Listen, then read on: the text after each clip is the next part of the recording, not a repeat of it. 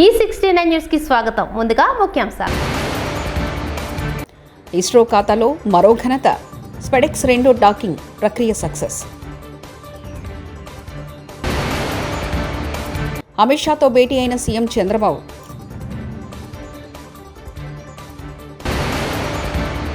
YSR Congress party political advisory committee సభ్యులతో YS Jagan సమావేశం.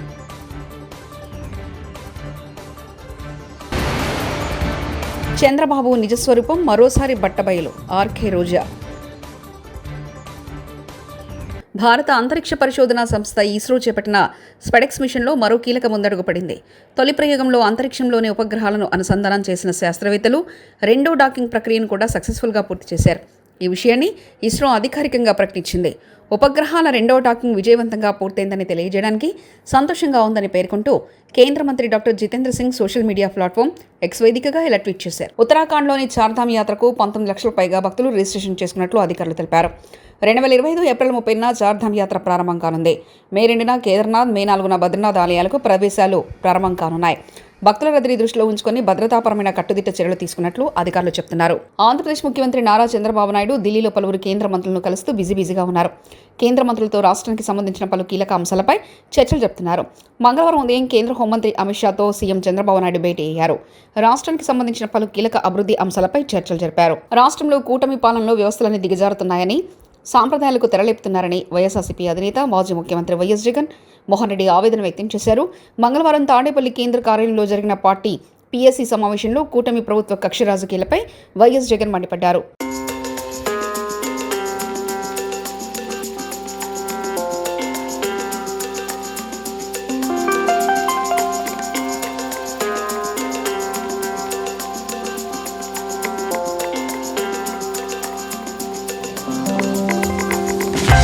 తెలంగాణలో ఇంటర్ ఫలితాలు విడుదల. ఇంటర్ మొదటి సంవత్సరం ఉత్తీర్ణత శాతం 66.89%, బాలుర ఉత్తీర్ణత 57.83%, బాలికల ఉత్తీర్ణత 73.83%. మొదటి సంవత్సరం విద్యార్థులు. పరీక్షలు హాజరైన మొత్తం విద్యార్థులు 4,88,430. ఇంటర్ ద్వితీయ సంవత్సరం ఉత్తీర్ణత శాతం 71.37%, బాలుర ఉత్తీర్ణత 57.83%, బాలికల ఉత్తీర్ణత 74.21%. ఇక ద్వితీయ సంవత్సర పరీక్షలకు హాజరైన మొత్తం విద్యార్థులు 5,08,582. సోడా మీడియా కన్వీనర్ కాదురా బాబు, అది సోషల్ మీడియా కన్వీనర్. 2 వేరు పోలీస్ స్టేషన్ నుండి వచ్చే నోటీసులు ఒకే విధంగా వస్తున్నాయంటే అది ముఖ్యమంత్రి కార్యాలయం నుండి వస్తున్నట్లు. కనీసం సోషల్ మీడియా కన్వీనర్ అని కూడా రాయలేకపోతున్నారు పాపం అంటూ బీఆర్ఎస్ నాయకుడు మర్రి క్రిషాంక్. కూడా సోడా మీడియా కన్వీనర్ అని రాశారు. ఈ సోడా ఏంటిదా బాబు, సోషల్ మీడియా.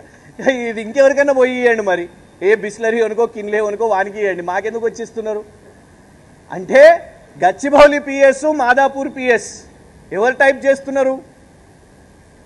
2 వేరు పిఎస్లలో వచ్చిన నోటీసులలో ఒకటే టెక్స్ట్ వస్తుంది అని అంటే దాని అర్థం ముఖ్యమంత్రి కార్యాలయం ఒట్టి పంపిస్తున్నట్టుంది, ఇట్లా వేయండి మీరు అని. దాంట్లోనే అర్థమైపోతున్నది. పొంగులేటిని ముఖ్యమంత్రి, ఇరిగేషన్ మంత్రిని చేసిన భువనగిరి కాంగ్రెస్ ఎమ్మెల్యే కుంభం అనిల్ కుమార్ రెడ్డి. ఈరోజు ముఖ్యమంత్రి గారు వచ్చిండ్రు, ఇరిగేషన్ శాఖ మంత్రులు వచ్చిండ్రు, ఈరోజు రెవెన్యూ శాఖ మంత్రులు వచ్చి ఈరోజు రైతులకు అతిపెద్ద సమస్య గడచిన కొద్దేళ్ల నుంచి మరి ఏదైతే ధరణి చట్టంతో ఎల్బీనగర్ స్టేడియంలో ప్రమాణ స్వీకారం చేసినప్పటి నుంచి ఇప్పటి వరకు ముఖ్యమంత్రి మంత్రులు ఒక్కరోజు సెలవు తీసుకోకుండా పనిచేశారు. కాంగ్రెస్ ఎంపీ చామల కిరణ్ కుమార్ రెడ్డి నిమిషాల నుంచి ఈ సంవత్సరంన్నర దాకా కూడా ఏ మంత్రి కానీ ఏ ఎమ్మెల్యే కానీ ఈవెన్ ముఖ్యమంత్రి గారు కూడా ఒక్క సెలవు దినం తీసుకున్నటువంటి పరిస్థితి లేదు. 10 మందికి అన్నం పెట్టే రైతుల వడ్లు కొనుక్కుంటే మీరెందుకు, మీ ప్రభుత్వం ఎందుకు? వడ్లు కొనుక్కుంటే రోడ్ల మీద టెంట్లు వేసి కూర్చుంటాం. సిరిసిల్ల జిల్లా గంభీరావుపేట మండల కేంద్రంలోని ఐకేపీ సెంటర్లో వడ్లను కొనాలని రైతన్నల ఆందోళన. 10 మందికి అన్నం పెట్టే రైతులు వడ్లు కొనకుండా ఈ ప్రభుత్వం మోసం చేస్తుందని రోడ్డు మీద వరి బస్తాలను వేసి నిరసన తెలిపారు అన్నదాతలు.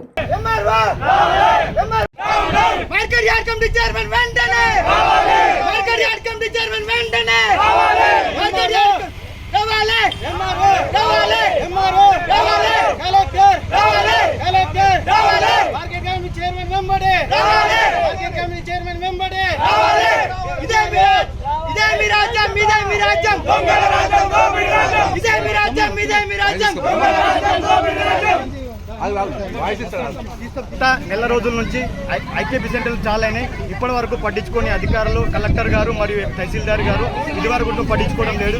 ఇక్కడ ఎలాంటి ట్రాన్స్పోర్ట్ అనేది జరగడం లేదు. గత వారం 10 రోజుల నుంచి దగ్గర 2000 బ్యాగులు ఉన్నాయి. ఇక్కడ నుంచి ఎలాంటి ట్రాన్స్పోర్ట్ జరగడం లేదన్న. తిరుమల శ్రీవారిని ప్రముఖ నటుడు విజయ్ కుమార్ దర్శించుకున్నారు.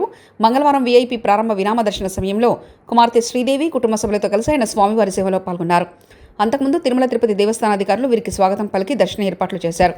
దర్శనానంతరం వీరికి రంగనాయకుల మండపంలో పండితులు ఆశీర్వచనం చేసి తీర్థప్రసాదాలు అందజేశారు.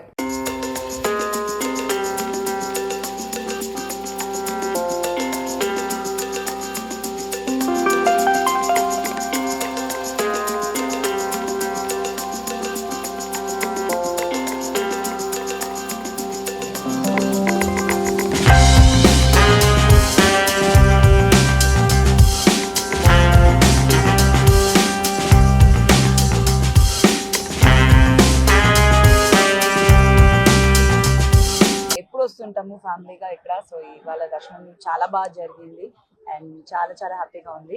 అండ్ త్వరలో సినిమా రిలీజ్ అయిపోతుంది. నెక్స్ట్ సుందరకాండ అన్నది వస్తుంది నారా రోహిత్ గారితో. సో చాలా వెయిటింగ్, మళ్ళీ సినిమాలు వచ్చి రిలీజ్ అయ్యి మంచి సక్సెస్ఫుల్గా మంచి సినిమాలు చేయాలి అనేది చాలా హ్యాపీ. థ్యాంక్ యూ అండి. అందరూ బాగుండాలి. అమెరికా ఉపాధ్యక్షుడు జేడీ వాన్స్ రాజస్థాన్లోని జైపూర్లో పర్యటించారు. ఆయన సతీమణి ఉషా వాన్స్ 3 పిల్లలతో కలిసి అంబర్ కోటను సందర్శించారు. వారు కోటలో ప్రవేశించగానే గజరాజులు వారికి స్వాగతం పలికాయి. కోట మార్గం వద్ద రాజస్థాన్ సాంప్రదాయ దుస్తుల్లో పలువురు కళాకారులు నృత్య ప్రదర్శన చేశారు. ఈ ప్రదర్శనను జేడీ వాన్స్ పిల్లలు ఆసక్తిగా వీక్షించారు. అమెరికా ఉపాధ్యక్షుడి పర్యటన నేపథ్యంలో అంబర్ కోట పరిసర ప్రాంతాల్లో కట్టుదిట్టమైన భద్రతా ఏర్పాటు చేశారు.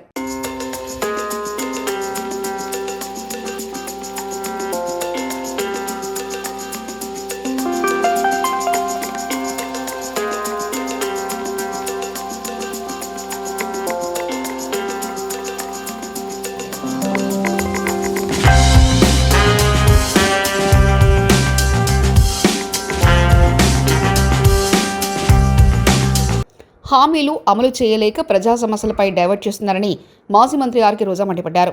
ఎన్నికల ప్రచారంలో చంద్రబాబు లేనిపోని హామీలు ఇచ్చారని, అధికారంలోకి వచ్చాక ఇచ్చిన ఏ ఒక్క హామీని నెరవేర్చలేదని ధ్వజమెత్తారు. మంగళవారం ఆ మీడియా సమావేశంలో మాట్లాడుతూ రైతులు, మహిళలు, నిరుద్యోగులను మోసం చేశారని దుయ్యబట్టారు.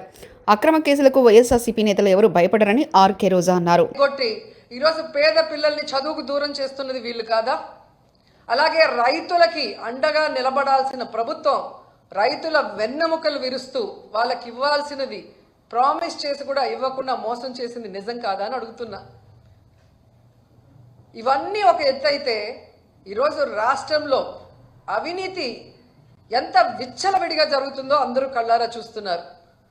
అది ఇసుక కానీ, అది మైనింగ్ కానీ, ల్యాండ్స్ కానీ, ఏది చూసినా లిక్కర్ కానీ విచ్చలవిడిగా వాళ్ళు దోపిడీకి, అవినీతికి తెరలేపి వాటి మీద ప్రజలు దృష్టి పెట్టకుండా ఈరోజు తప్పుడు సాక్ష్యాలతో బురద చల్లుతూ కొంతమందిని టార్గెట్ చేసి ఎలా అరెస్ట్ చేస్తున్నారో మనం కళ్ళారా చూస్తున్నాం. నిజంగా ఇది ఎంత సిగ్గుచేటో ఒకసారి అందరూ కూడా ఆలోచించాలి. ఈరోజు ఇంటెలిజెన్స్ చీఫ్గా పనిచేసిన పిఎస్ఆర్ ఆంజనేయులు గారిని అరెస్ట్ చేసి తీసుకురావడం చూస్తుంటే డైవర్షన్, డర్టీ పాలిటిక్స్కి పరాకాష్ట. అంటే ఈ కూటమి ప్రభుత్వం ఎంత దిగజారిపోయిందో ఇక్కడ స్పష్టంగా అర్థమవుతుంది. పోలీసులు గుర్తుపెట్టుకోవాలి, ఈరోజు లోకేష్ చంద్రబాబు నాయుడు మాటలు విని రెడ్ బుక్ రాజ్యాంగాన్ని అమలు చేస్తున్న పోలీస్ ఆఫీసర్సు, ఇది మీరు అర్థం చేసుకోవాలి. తప్పు చేయని ఆంజనేయులు గారిని ఈ విధంగా అరెస్ట్ చేసి ఆయన్ని హ్యూమిలేట్ చేస్తూ అవమానపరుస్తుంటే తప్పు చేసిన మిమ్మల్ని చట్టం ముందు నిలబెట్టి మీకు బుద్ధి చెప్పే రోజు దగ్గరలో ఉంది. కాబట్టి అలాంటి తప్పులు చేయకుండా మీ పని మీరు కరెక్ట్గా చేయమని కూడా ఈ సందర్భంగా తెలియజేసుకుంటున్నాను.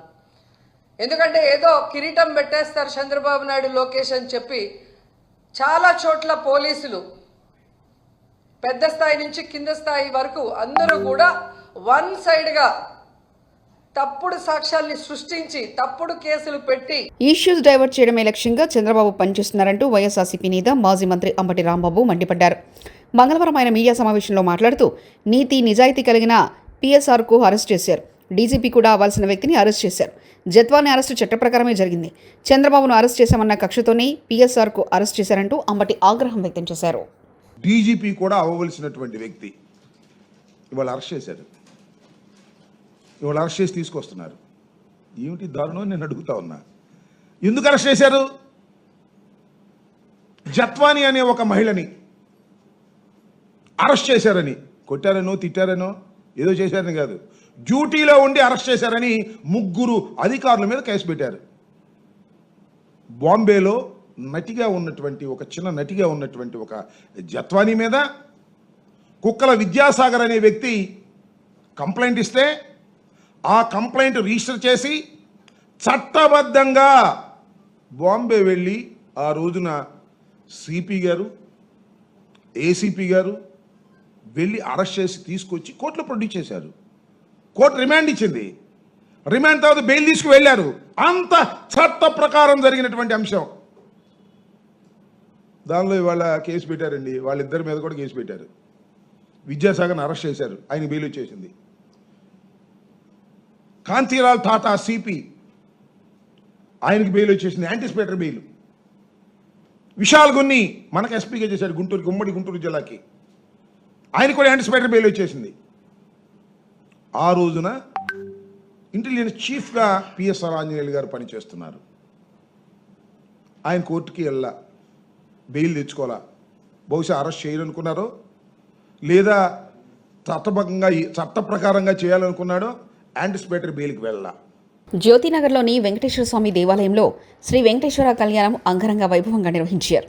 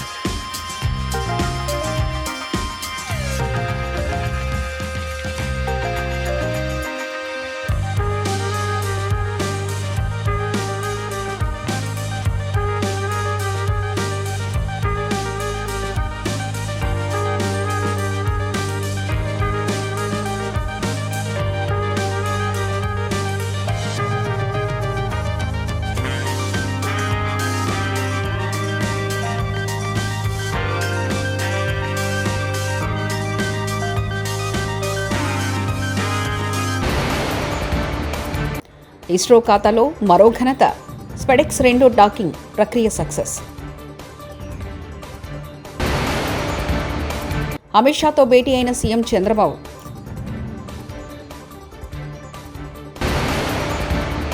YSR Congress party political advisory committee సభ్యులతో వైఎస్ జగన్ సమావేశం.